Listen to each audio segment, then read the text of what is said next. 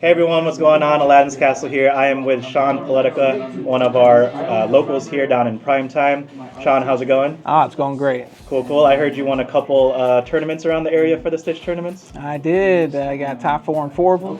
Third place in the first, and then I won in everything games. Took first, and then I took first here in this local store, prime time, and took first the following day, NRG. So it was a pretty good 2 weekends. Nice, awesome. And what deck did you bring there, and why'd you bring it? Emerald Steel discard. I call it trash discard because I play quite a few cards that no one else plays. And it's fast. That's the way I like it, and I like being annoying to other people so they have no hand. Yeah, all right, cool. Let's go ahead with the deck profile. You did get your stitches over here too, so that's really nice. And then you got the fourth one somewhere as well. My best friend, I gave it to my best friend. He got me into this game, so he deserved it. Oh, that's awesome, man. All right, cool. So let's go ahead with the deck profile. All right, so I play the typical 4 Cursed Merfolk, best 1-drop in the game. Gain 2 lore, discard 1. And then 2 Robin Hoods. Okay, why the 2 ratio? I play a lot of 2s and 1-ofs. I feel like any more than that is, I already play 66 cards in the deck. Oh wow! So I'm not trying to play any more 1-drops. I want to see mainly Cursed Merfolk. If this happens for shit Robin Hood, that's awesome. Okay. But I don't think I need to see any more. Okay, fair. I play 2 Fire the Cannons. Nice. Mainly for the Amber Steel matchup, because I feel like that's my hardest matchup for the early shift targets or Cinderella. Right. And it definitely won me a couple games against that matchup. This is a great card. Okay. Also against the mirror match too sometimes, against other merfolk? Oh, 100%. I didn't really face too many mirror matches, but 100%. Turn 2, you can play Fire the Cannons and another Cursed Merfolk, which is also a great start. Okay, cool. So, any way works, but Fire the Cannons definitely was a great card. I'm glad I added it. Nice.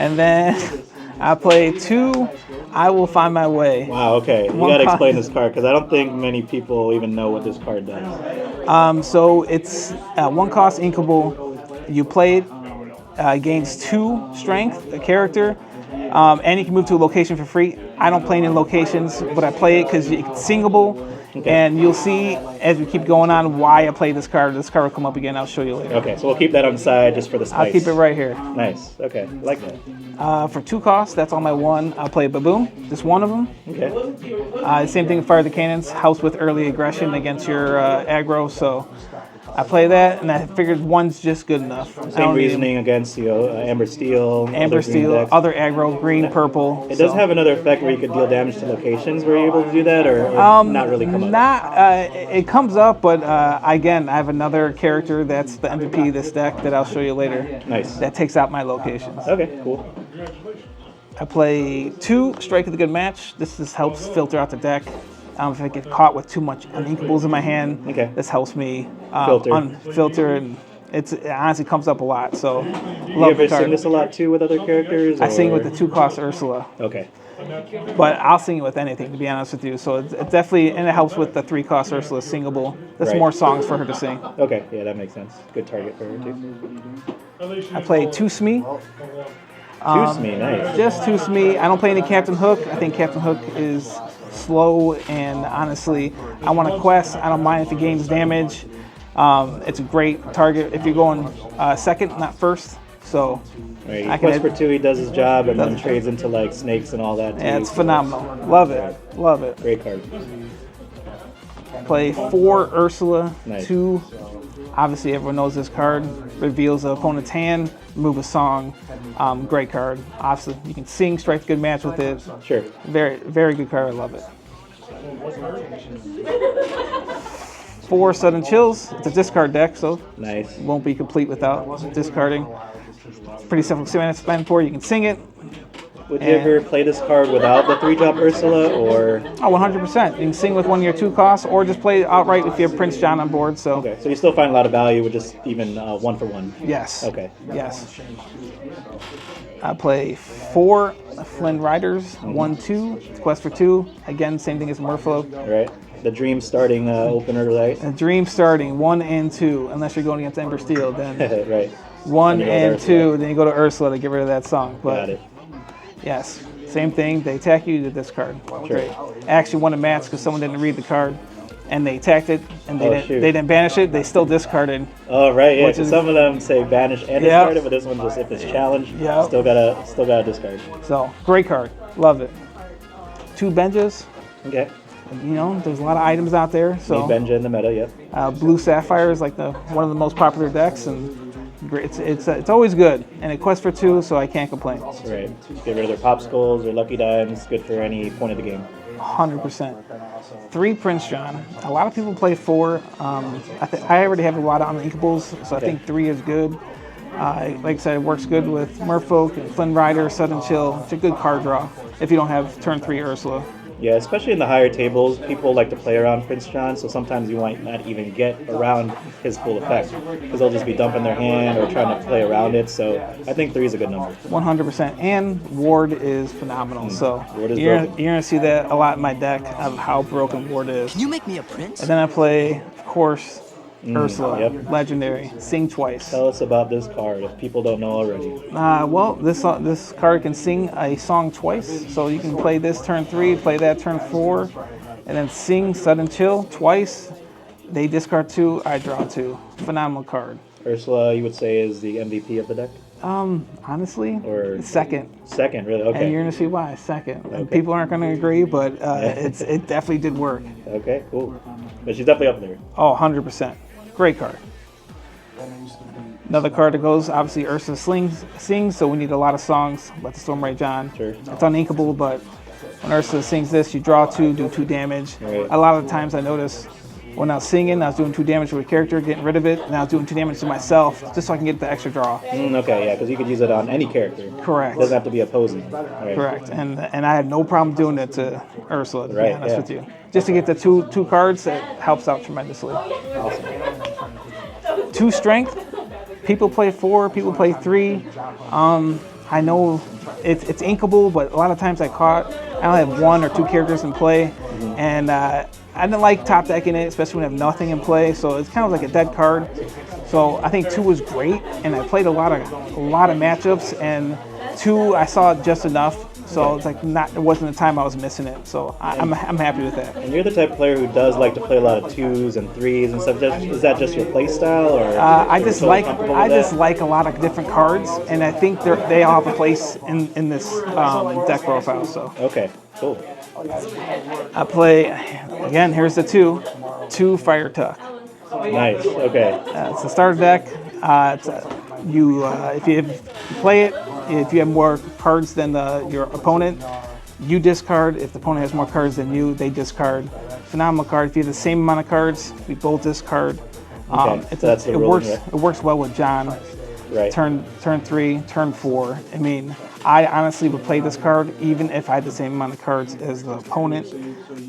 We both discard, but at least I draw, so I replace the card. Awesome. Okay. I love it. And that 4 willpower makes a big difference too for challenges and stuff. 100%. Right. And a quest for 2, and that's a common thing. Everything quest for 2, majority in this deck. Right.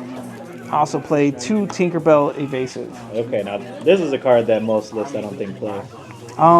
This card honestly was up there with like the top 5 cards in my deck.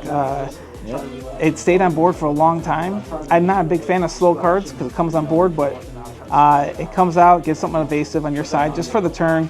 But the main reason I played this card is because of the big shift tink that caught everyone off guard when I shift. Okay, right. So I have to say this card was great at surprising people. And people are used to just the classic steel the 3 cost drop. Yep. They definitely don't expect a Tinkerbell in another color to shift. Nope. So I'm sure you guys loved it. Cannot complain. For the 5 costs, 1 grab your sword. I didn't see a need to run any more. Right. A lot of times it got caught in my hand. So I think 1 was good, especially with the shift Tinkerbell, the shift Robin Hood. Any more than that, I think it's too much. And I already have 18 uninkables around there, 18, 19. So I think 1 is good. Yeah, in this meta you don't see a lot of like hyper aggro, so that's part of the reason why this card's kind of phased out. But just in case you're going against somebody like in the early rounds, you might go against a hyper aggro, so it's good to have. 100%. And plus I'm trying to quest. I'm not trying I want to quest, I want to remove the board, but grab your sword was just a little slower, so I think 1-up's a good spot. Good spot. 2 Robin Hoods. Obviously I played 2 small ones. I'm not playing too many of these. Medusa is a big worry. There's a lot of red decks out there. Sure. But this came up here and there, so I'm happy with the two of. I didn't really need any more. You didn't want to rely on it. And I too much hate top decking Sure. Robin Hood, and then it just gets removed playing Medusa or Lady Tremaine. So I think this was the best form for that. I actually went down on Beast. I was at 4. Okay. Again, Medusa range. How many red decks did you play throughout the tournament? 80%. Yeah. I mean, I played some Amber Steel, Sapphire Steel, but 80% red. I think the Chicagoland area, a lot of them were like red blues. And red, blue, red, purple. This, so that's tough. 3 Beasts was good. I'm not going to complain. I mean, it does work. It's worth the money. Obviously draws cards.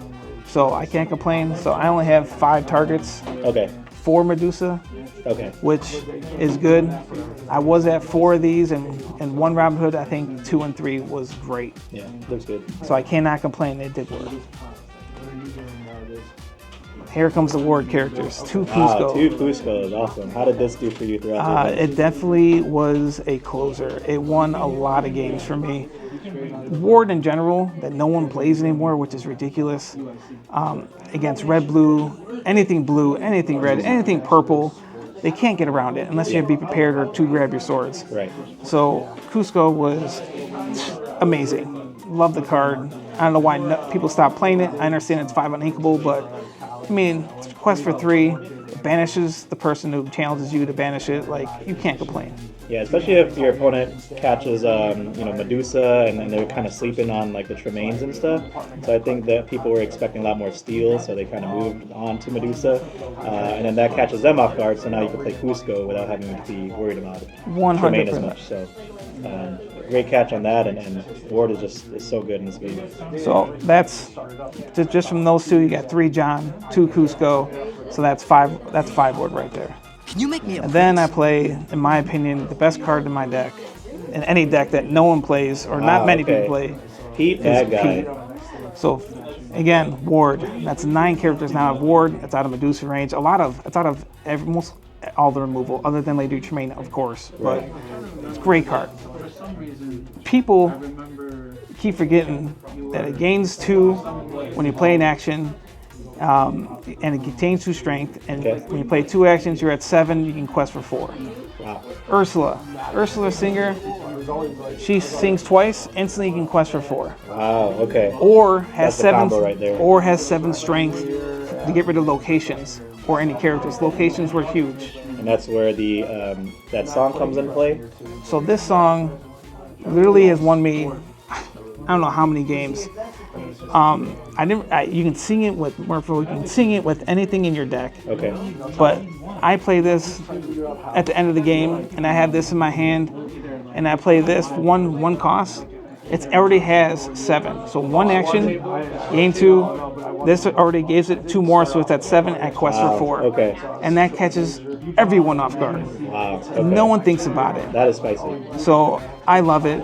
This gets rid of locations with Pete. I didn't need Rise of the Titans. Pete got rid of all the locations, no problem for me. I cannot complain. I even got rid of a McDuck Manor. I sang this with Ursula on the Pete. Okay. Pete had 11 strength. Got rid of McDuck Manor in 1 go. Phenomenal. I cannot complain. Big boy Pete. No one plays it, but games. I understand people think it's trash, but I'm telling you, it is good. Great spice card. right there. With these 2, it's phenomenal. Who knows? Maybe people might find some room in their deck now. I mean, The maybe Sean Tech right there. you just gotta try it out. I mean, you can play it in anything. You play an Ursula, be a 3/3. Like, you can ink it if you really don't need it, but it deserves to be in the deck. It definitely seemed like it caught a lot of people off guard, and they probably were like, "Wait, he's 7 now?" It caught everyone off guard. So with that, I had the 9 ward characters. Okay. And people couldn't close me out. Amber Steel, songs did not do nothing to Certain me. colors, they just can't deal with the ward. So, like, top deck and ward characters, it's probably won 70% of my games, the ward alone, Amazing. because they couldn't get rid of it. Okay. So Yeah, I think that's real people need to spice. get back to ward characters, 100%. Oh yeah. And then another thing that no one plays, but I love, Green Beast. Ah, okay. Beast from set 1. Again, Legendary. out of Medusa range, 4/4. Okay. Yes, this all came into effect. Like, I'm afraid of Medusa, and it was doing work against my Beast and Robin Hoods. So what were some of like the really good plays when you played Beast throughout the weekend? So Beast got rid of ward characters, and people don't understand. When you play Grab Your Sword or Tinkerbell, or if a ward character like Hogwarts attacks, it has 2 damage. Okay. This suspends everything that has damage. There's not a chosen character, so whatever's on board that has damage of your opponent, it suspends. So when you play it, suspend all your opponent's characters that have damage, and then you can rush into it. Yeah, and doesn't let you choose, so you can just get around that. So this has come up by people who don't think I don't have rush. It takes out like yellow aerials. Okay. They took out my whole board. Turn 5, I play this, take out the aerial. They're not expecting that because I don't have a song on or something they can sing on board. Phenomenal. Love it. I don't care what anyone says. Yeah. Great cards, come up so many times. It helps me get rid of the pesky. I play ward. They're ward characters. Cogsworth is wrecks me. The wards too. Wrecks steel players. So okay. You need a way around it. Play this, either shift, turn 5 on the small tink, the invasive, or play this on 6 and then play this following Beast. Everyone has damage. People usually don't quest when they see Tinkerbell on board, so there's 4 or 3 characters on the opposite side, and they're just like, I'm not going to quest. I don't want Tinkerbell to take out 1 or 2. This comes out next, and then it just wrecks the board. Suspends everything that has damage. Crazy. Tinkerbell takes out 2. This takes out the last one, or it worked out so well. Okay, that's awesome. The combos in this deck, it all works together. Right. So I love it. And then to round it off, 2 Robin Hoods. 2 Robin Hoods. Again, out of Medusa range. That's Easy. 4 or 5, yep. Everything is out of Medusa range. Tinkerbell, out of Medusa range. So, like I said, I have 5 characters, Robin Hood and Beast combined.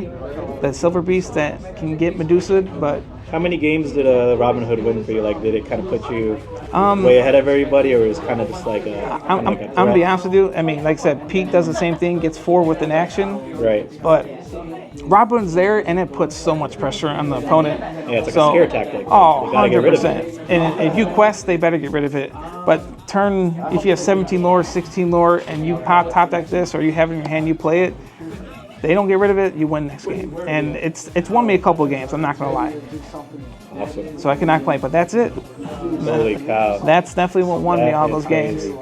Before we close out, are there any changes you probably see making in this deck, or you kind of you were satisfied with what you ran? So before with the set championships, there was 2 case tournaments. I had a couple changes in there, but this is what the case tournaments have finished 1st and 3rd. Okay. And then set championships, obviously it worked, and I have no reason to change. It worked phenomenally.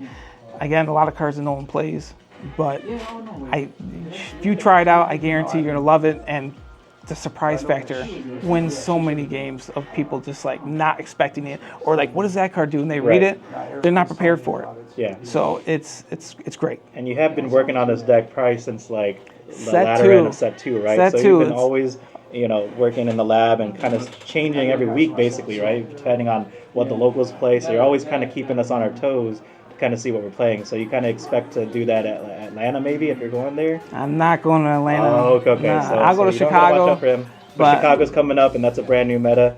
So we'll see how that's going to play out. It is with this deck specifically. But I think this deck's going to be pretty close to similar, but we'll see. But I'm telling you, this deck did wonders. I cannot complain. Like awesome. I wouldn't change nothing. So you really showed a shot, and you're definitely one of the best players around the Chicagoland area. So great job on your performance. Congrats on all your stitches. You're gonna hang it up on your wall. Who knows? You're gonna sell them. Who knows what you can do? But that's awesome. You gave a good gesture to one of your friends too, and gave it. But of course. Any shout outs before we end the video? Shout out to Primetime. It's a local store around here. They definitely got me into card games. I started like 2 years ago when I started with Digimon. And all the players here, like everyone's super nice to help me out, and I love the game, and I love trying out new things. And if it wasn't for the people around here, I wouldn't keep playing. That's great to hear. That's all you need, right, in life. Just good people, good vibes, and you're good to go. Yeah, 100%. You gotta stay positive. All right, Sean. Well, great job today. Great job in your performance, and we'll see you in the future at all the other events in the town. Look forward to it. All right. Thanks again. No problem.